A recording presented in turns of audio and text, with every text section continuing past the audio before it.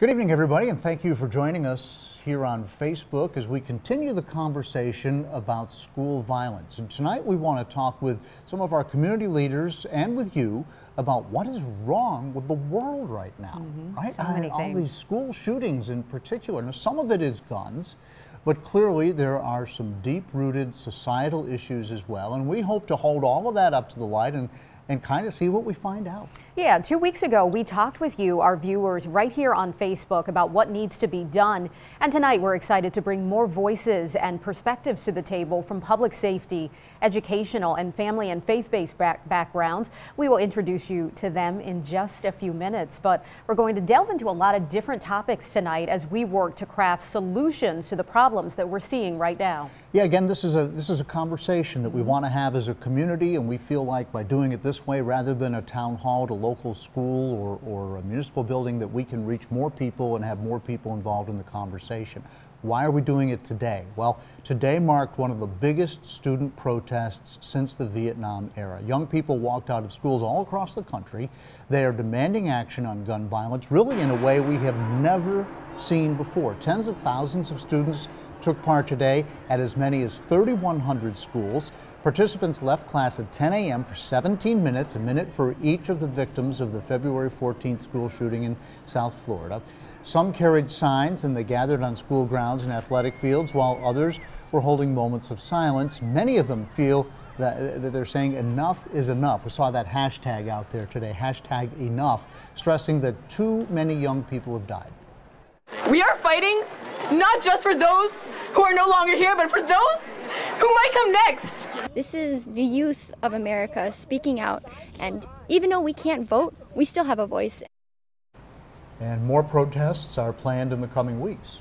The national movement also hit home with several demonstrations right in our area. Hundreds of students at the Roanoke Valley Governor's School walked to the front of their building at 10 this morning. They quietly gathered for 17 minutes, 1 minute for each of the victims before returning to class. Students at Radford High School also walked out of class and then onto the football field for a moment of silence.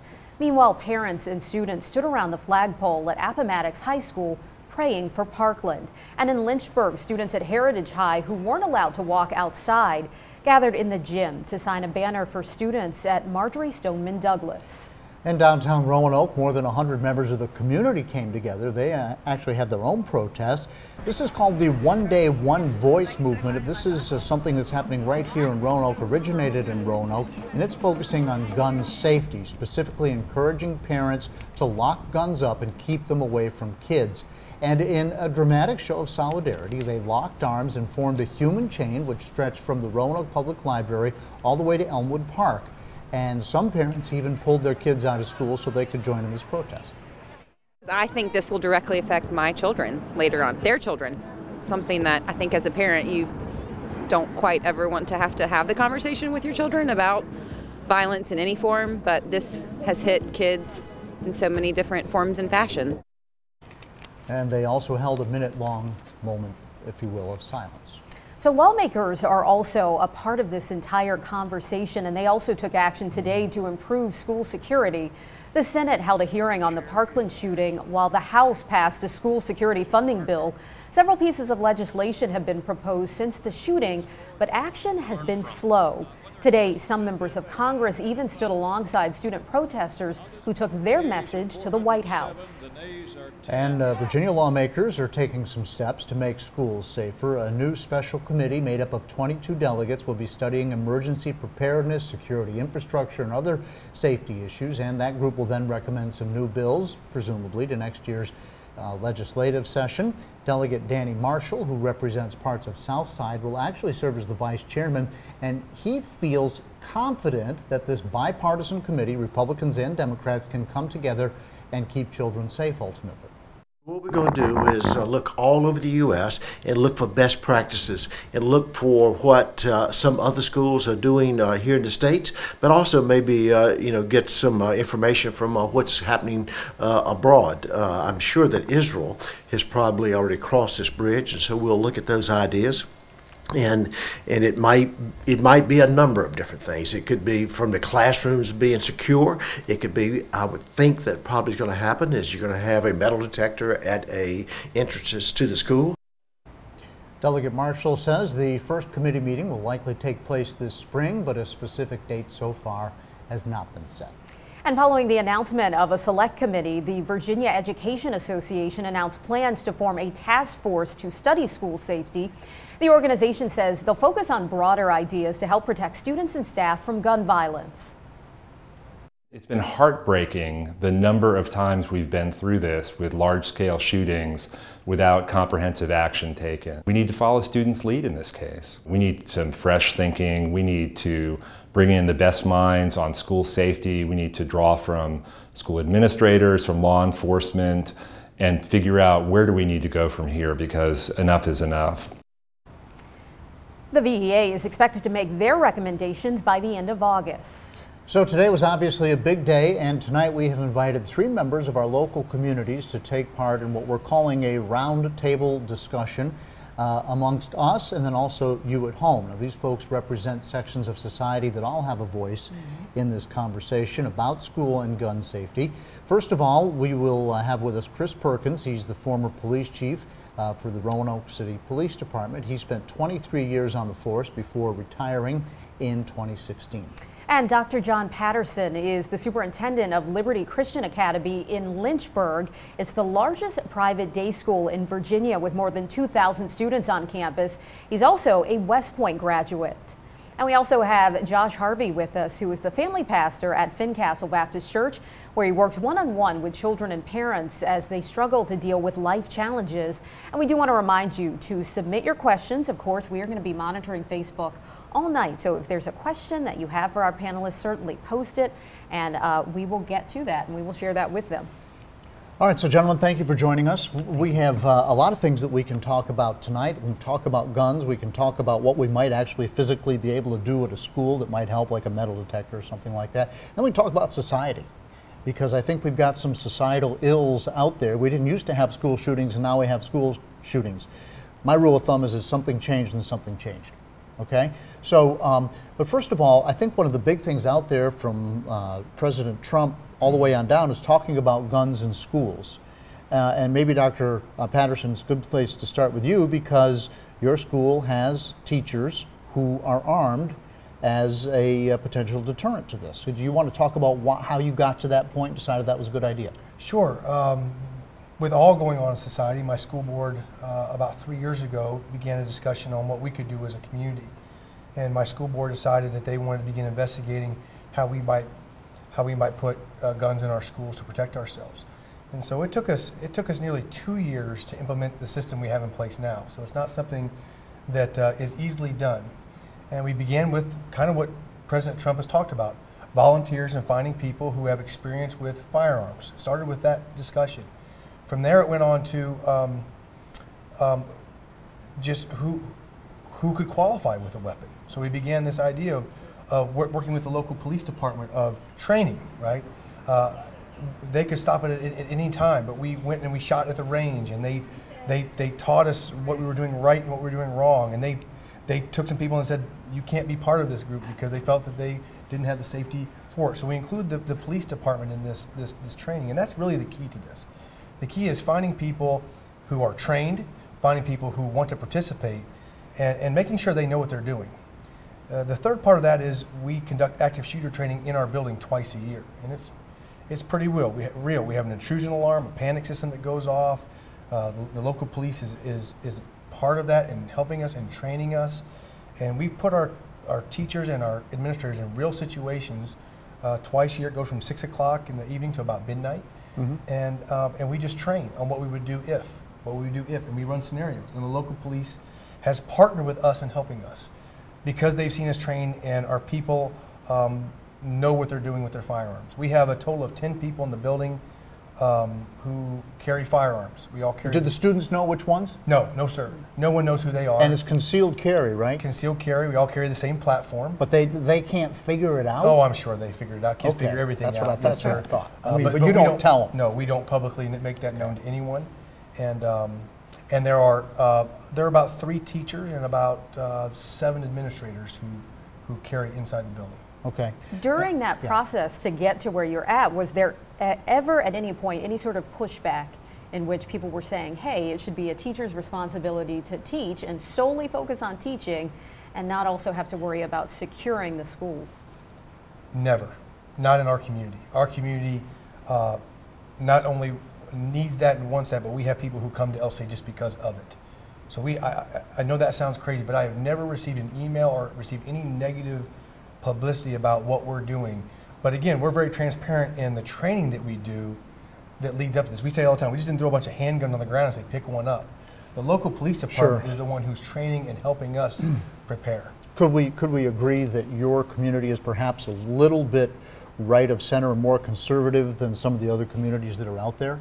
Well, we're a private Christian school, so there's no question. So okay, well, I just want to put that out there. So, no, absolutely. And that's fine, because it is what it is, and you are who you are, and that's fine. I know we have received lots and lots of emails from people who say, I'm a teacher, all I want to do is teach. People either think this is the best idea in the world or the dumbest idea in the world. And understand, we have teachers in our building that they want nothing to do with this, and that's fine. Right. But we have a group of people who are very well trained and have worked with firearms their whole lives.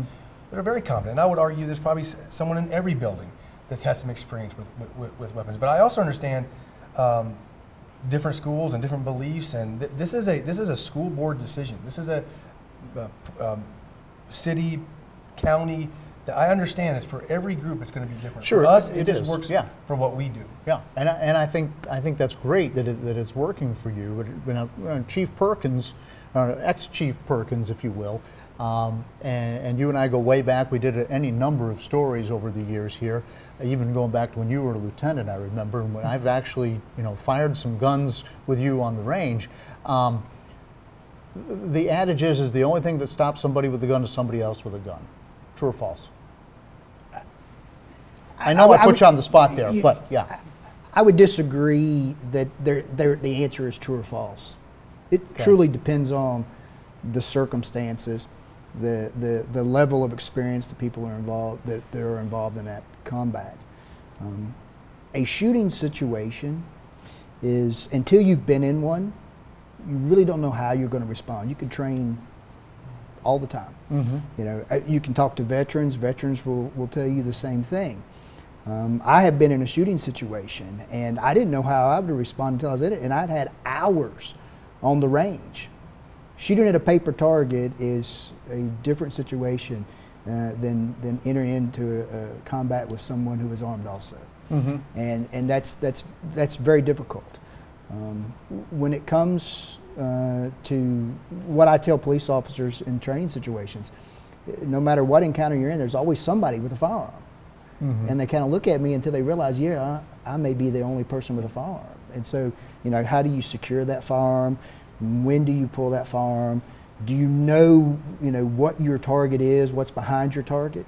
One of the studies I just read out of New York recently, the hit rate. Which means hitting your target. Hitting what you are shooting at. And in a shooting situation where there is an armed combat, the hit rate was about 17% in the study. 17%? 17%. So less than 2 bullets. Yeah, if you shoot 10, less than 2 are going to hit the target in that situation. These are trained police officers. Now, across the military, you're going to have varying different units that are going to have higher hit rates than that. But even they're around 43% in some of the research. So to say that somebody's going to get shot or you're going to stop somebody with a gun, I don't know that there's a yes or no or a true or false to that. It may be a draw. Somebody may run. You may shoot yourself drawing that weapon. People respond to stress very differently, and it's not as simple as somebody with a gun is going to stop somebody with a gun. I think there are deterrents. I think there's pros and cons there, but yeah, it's very difficult. It's a complex situation. Was that among the things you guys considered? Well, again, I don't think you can know how you're going to react until you're in that situation. I agree, and I think a lot of this is, he used the word deterrent. I think a lot of this is a deterrent to know that that's a school that has guns in their community. So someone's less likely to show up with a gun and open fire. We just believe it's a deterrent, and people may disagree with that. We understand that, but we believe it's a deterrent. We don't profess to be trained soldiers or trained police officers, but we also know when we're in a situation, we don't want to sit on our hands. And that's what we talked. That's what the board said. We don't want our people sitting on their hands when something's going on. And there's a whole other piece of this process, though, and that's the threat assessment piece, which we train even harder than active shooter training. That is teaching your teachers and your students to become part of your safety program, to talk to people when they see something that gives them tension. We talk about this all the time. Give attention to your tension to our students.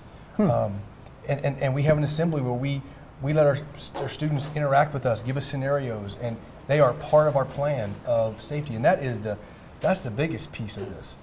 When in doubt, give a shout. We say it all the time to our students. So there's a whole piece of this, Chief, that you would agree to, that, man, we got to have parents and community that are not afraid. And it's hard for our young people, by the way. They don't want to be snitches, they don't want to be rats, but they have to have the courage to say, this just doesn't feel right. So what is the tension? What is your expression? We say give attention to the tension. Give attention to the tension. Yeah.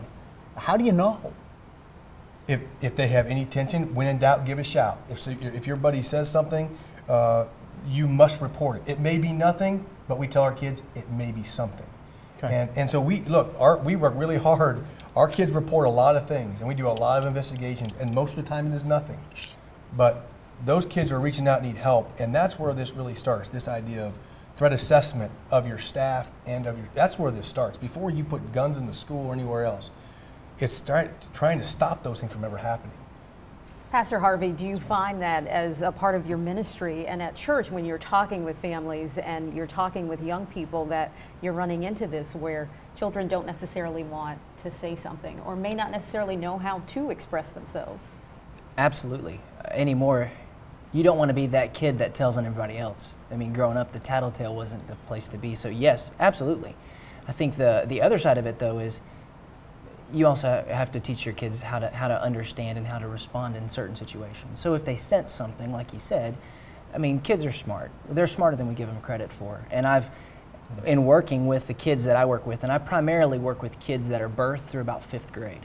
So working with them, they pick up on so many things that many times parents and even us, we don't give them credit for. And so they know a lot more than we give them. You know, but there was always, some guy in class, because we talk about mental health, who, everybody shunned because they were off a little bit, or they were different, or they were weird, or whatever. And I would assume if you're in school, even still today, there's still that person, or there's always that one kid. Yeah, right. And so, but how do you know that? How do you decide when to say something about that kid's not just weird, but I think he's going to bring a gun to school? Right. When you're in the school, you're doing that threat assessment, right? How do you determine if it's a kid who is marching to the beat of his own drummer, or if it is a child who truly is a threat? It's a really hard question, maybe the hardest question you deal with. Again, we asked our students to give attention to their tension, to report it. Now it's our responsibility to take that information and to conduct an investigation. And we conduct an investigation on every time one of these things is brought to our attention, whether it's a kid acting oddly, a kid acting out in class. If it gives a student tension, we trust our students to report that. Now, we get our parents involved, we bring them in, and we have town hall meetings with these kids to try to figure out, okay, is he just a little bit different, marching to his own beat is what the word you used, or is he some kind of threat? And it can go the other way too. This can become something that's nonstop alarmist, and that's not what this is about. This is about talking to kids, but 9 out of 10 times, there's something that needs to be brought to the surface in that child's life, in that family's life sometimes. You got 2,000 kids. You got time to do that? Absolutely. We make the, well, I don't. We absolutely make the time. And we go home exhausted. But that is our job as school administrators, to uncover these situations with kids, through counselors, through principals and administrators. That is our responsibility. And 9 out of 10 times, something comes to the surface with these kids. A broken family, a broken relationship, something they're upset about, that we can at least begin having a conversation with them about. They're not a threat, but they are in some way just upset or angry about something. Chris, you had a thought on that? I think something that John said was very important. He's talking proactively and not in a response. He's talking to parents proactively and not in a response to their kid attention being brought to that child. And I think you have to have that conversation. One of the things I advocated when I was chief, let's talk about the problem before we have it. Yeah. And it's part of an education. That way a parent's not surprised, why are you picking on my child? And I can understand from that perspective, if you open an investigation on a child, using your words because somebody said, well, they're acting weird.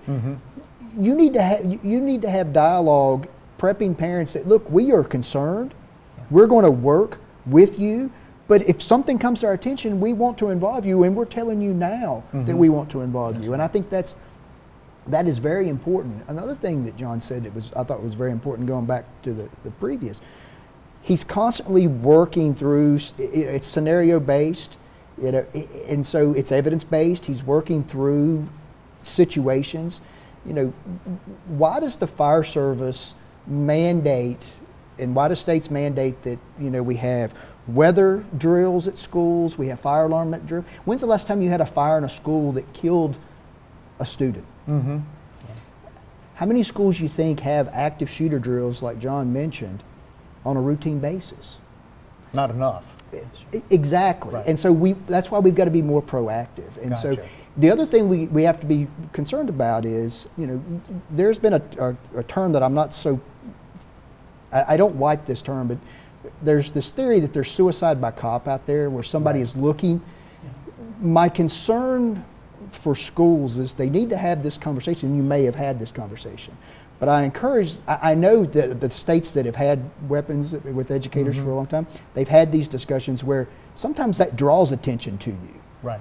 And okay, I know what I can do if I'm having a mental health episode and I want to go out in a blaze of glory. Right. You get the police to you provoke get the police. Or right. Now we got to start thinking, if we're going to do this, right, there's got to be a lot of thought, and I think John said it was very important. It took them 2 years to work through this. Right. So if the school decides to, there needs to be a lot of discussion, a lot of proactive work, including all the stakeholders. Well, we're not